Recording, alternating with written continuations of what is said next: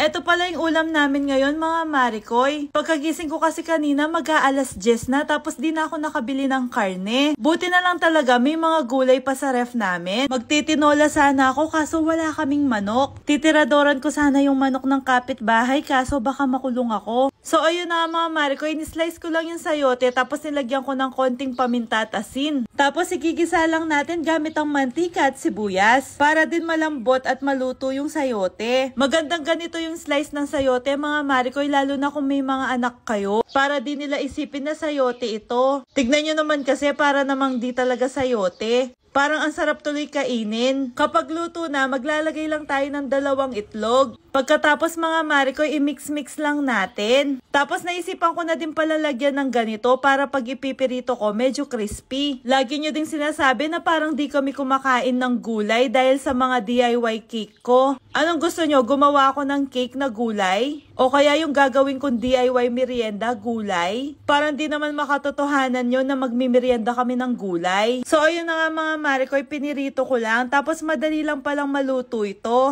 Kaya kailangan bantayan mo, tibiling mo kagad bago madulok. Pagkatapos niya, nagluto na rin pala ako ng sinabawang itlog. Para kay Jaysto, paborito niya kasi ang may sabaw. Naggisa lang ako ng sibuyas at kamatis. Tapos medyo pitpitin mo yung kamatis habang hinahalo mo. Lagyan na rin natin ng konting paminta at asin. Masarap kasi talaga yung sabaw kapag may kamatis. Pagkaluto ng kamatis, naglagay na ako ng tubig. Noong kumukulo na, nilagay ko na yung 2 itlog at saka pechay. Buti na lang talaga kahit wala kaming karne, meron naman kaming stock ng itlog. Dito sa amin talaga, ayoko naubos yung itlog. Basta may itlog kasi tsaka kanin, okay na tayo eh. Tapos ayun na nga yung ulam namin ngayon mga Marikoy. Kakaluto lang pati yung kanin kaso si Jace kasi gutom na gutom na. Tignan nyo naman pagkaupo niya, excited lang yan anak. Nagtatanong din po pala kayo ng update kung kumusta na si Jace kapag kumakain kami dito sa lamesa. Di na po siya umiyak, parang natutuwa pa po siya ngayon kapag inuupo ko siya dyan. Kasi nga alam na niya nakakain na kami. Yun lang nga mga Marikoy, sinusubuan ko pa rin siya. Pakonti-konti, at least nag-i-improve na siya. Di tulad dati, ayaw niya talagang umupo dito, umiyak siya.